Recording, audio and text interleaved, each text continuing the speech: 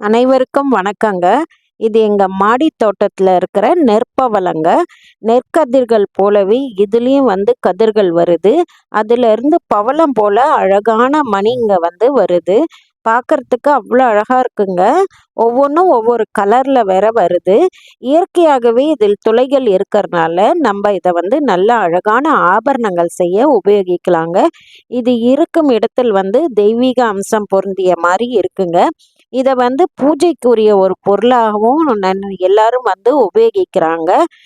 இதில் நான் பாருங்க ரொம்ப அழகாக மணி கழுத்தில் போடுற மணி, கையில் பிரேஸ்லெட்டு, காதுக்கு அழகான வளையம் எல்லாமே நான் செய்திருக்கிறேன். பார்க்க ரொம்ப அழகாக இருக்குங்க.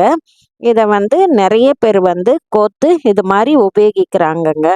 பூஜைக்குரிய பொருளாகவும் உபயோகிக்கிறாங்க. அனைவருக்கும் மிக்க நன்றிங்க.